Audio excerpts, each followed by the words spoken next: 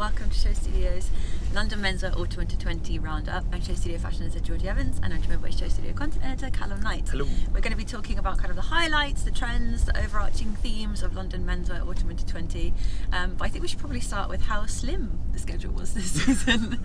I mean, we've lost a few good names to the bright lights of Paris. We didn't have Kiko, who is going to Paris for the first time. Didn't have Craig, who again is showing in Paris for the first time, but he did a Pity collection before 2 years ago. Yeah, I believe so. So we've had him missing from the schedule before.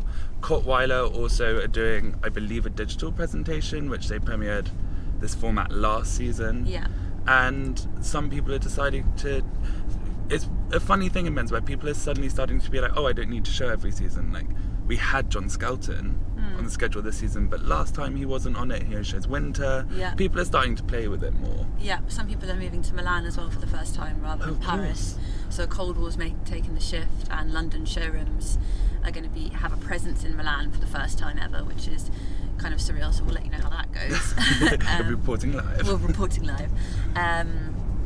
Yeah, it's quite an interesting turn of events. There's quite a few heavyweights that kind of dropped off the schedule, and because of that I think they managed to cram in quite a lot to 2 days, which was kind of a blessing and a curse. It felt quite fun and thick and fast, and there was a general kind of consensus that was quite a good way to do it.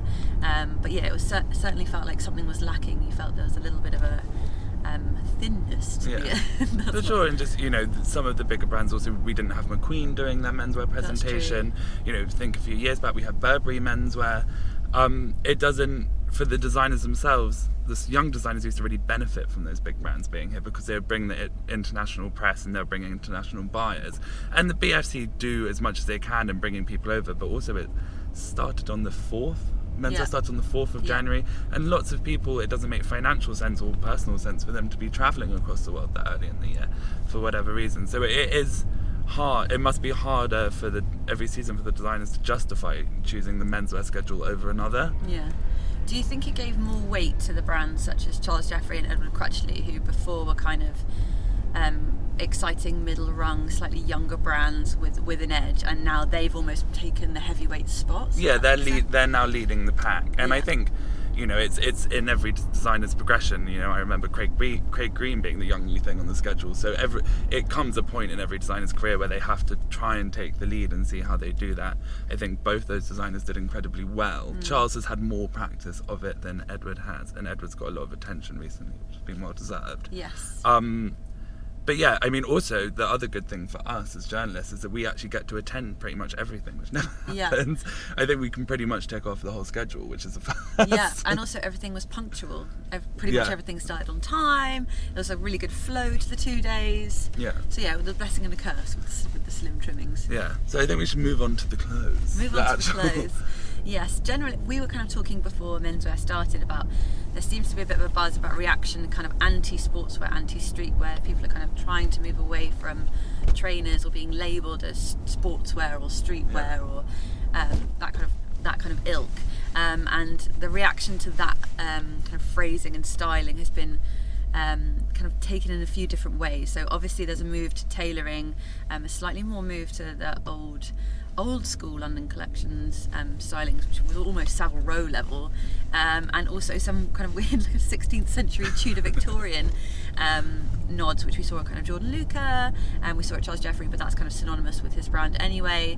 So it's quite interesting to see people react to desperately trying not to be so sportswear and streetwear focused, and trying to think of how they could, okay, what's the next thing? We want to be smart, we want to be tailored, and we want to kind of show craft, but how are we going to do that? What's the interesting way of doing that? Well, because, you know, no matter a designer's signature, if a customer wants something else, they have to produce that for the customer. So we've had 6 years of sportswear in London especially, would you say about? So, you know, we've had brands rise and fall in that time on sportswear. So now everyone who's showing has to really try and challenge their own ethos, if they were sportswear inclined, and see how that they can do their signatures through a tailored lens or through a more sartorial lens. And it did result in some 16th, 17th century Lord Farquhar shoulders for some, which is quite great actually. Haircuts as well, yeah. It was also interesting we were keeping an eye on the shoes, because obviously there's a slight pull away from trainers and sneakers, which has taken this past decade by storm, and sometimes we're kind of seeing people copy the Martine Rose cube, chunky, slightly awkward loafer. Some people were going straight back into Oxfords and brogues. Wells Bonner actually had a kind of Mary Jane Oxford brogue.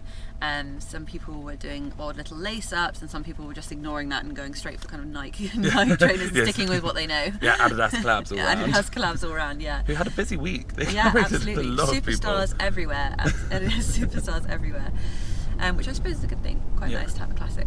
And also one of the things that isn't particularly new for London but was really verbally referenced was this idea of community, which is something that is kind of London's USP in a way, is that there is this creative community that you don't get so much reference to in Paris anymore. I mean, cafe years ago you did, obviously, with cafe culture and stuff, but in the fashion circles kind of this decade. But this was so heavily referenced about creating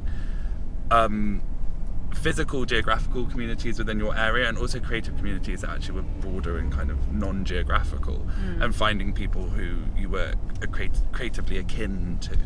And we saw that, I mean, pretty much everywhere. There was some reference of creating your own space for you and your friends or you and your community to exist.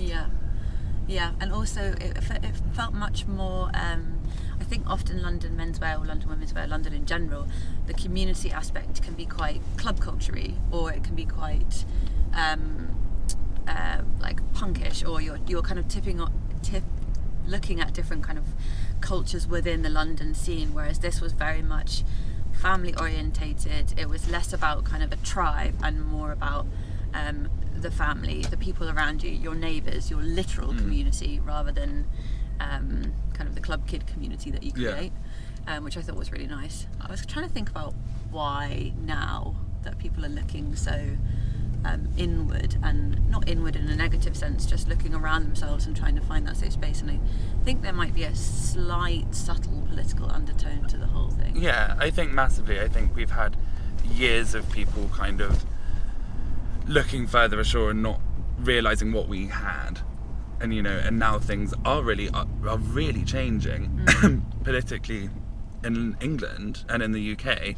I think people are actually taking more care of what they have right now and trying to support each other. Yeah. And I think that is kind of the idea. And people aren't taking things for granted so much. And you kind of forget that that things aren't always going to be the same, and you have to keep fighting for rights, and you have to keep talking about these things. Otherwise, if you become lazy or lackluster, they can go.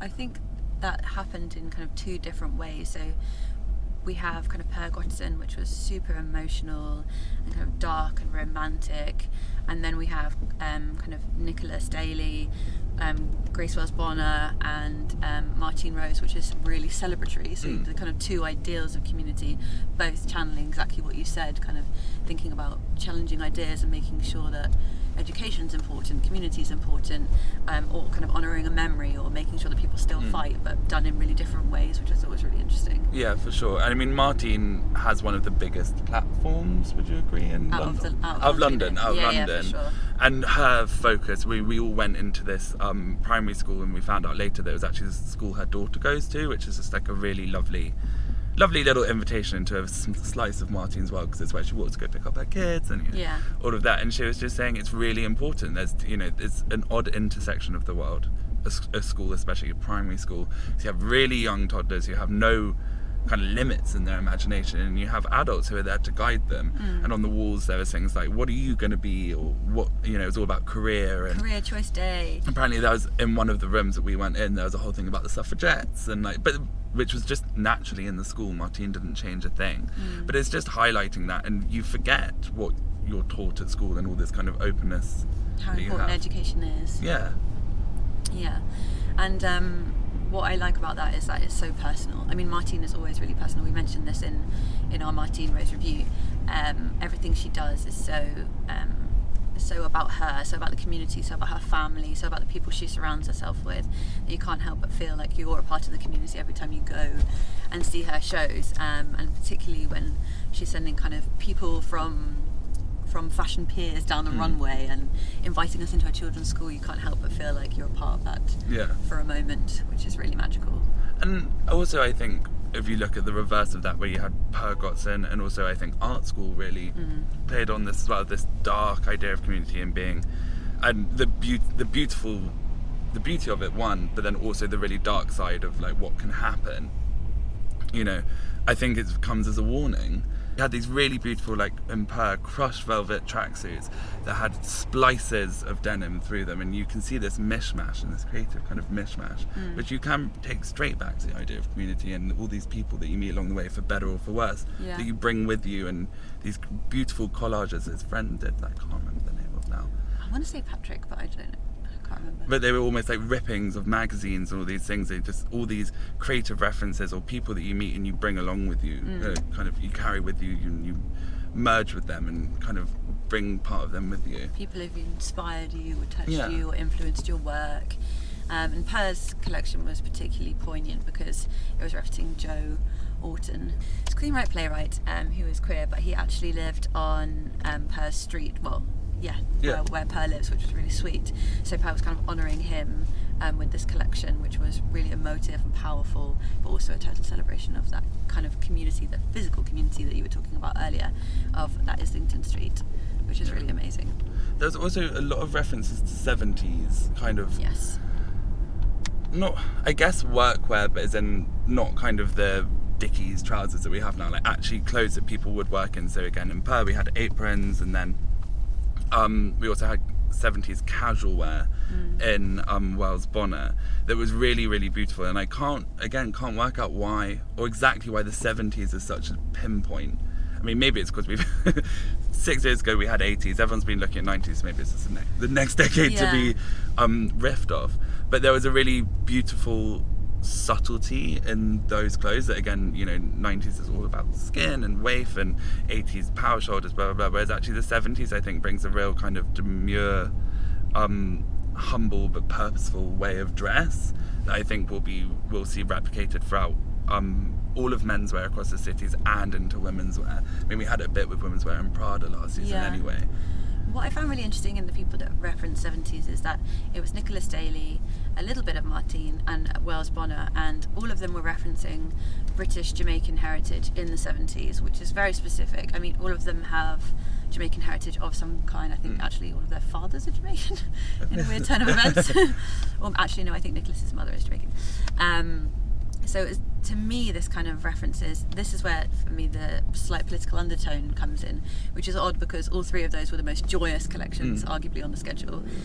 Because kind of 70s is the Windrush and kind of Brixton riots, and a lot of what they were referencing is kind of the struggles of acclimatising to kind of London in the 70s and feeling familiar wearing an Adidas tracksuit kind of on the streets of Notting Hill, and introducing carnival and the sounds that you'd be hearing and the smells you'd be hearing. In Wells Bonnet we had food and an amazing playlist and all these wonderful kind of navy pea coats that everyone was wearing in the 70s, and they felt like kind of a snapshot of a moment, but that kind of time frame is kind of beautiful and romantic as it felt when we were presented it by Nicholas. And Wells Bonnet was actually quite difficult time. Yeah, and then actually I guess that then what we were saying before about community and the 70s reference isn't that separate at all, because the idea of expanding a community, and I think Grace was saying backstage that all these images she found that people were referencing their Jamaican heritage through changing or like putting pins on things, or the way they styled things,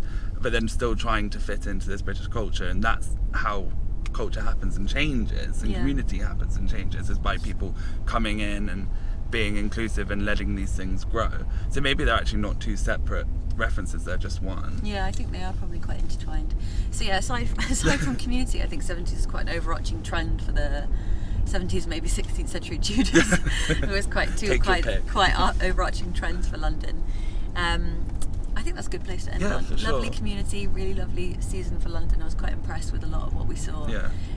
Really looking forward to seeing what happens next for autumn winter 20. If you want to watch our individual reviews of each of the brands that we've mentioned, make sure to visit SHOWstudio so you can explore all of those. But otherwise, thank you guys very much for watching, and we'll see you soon.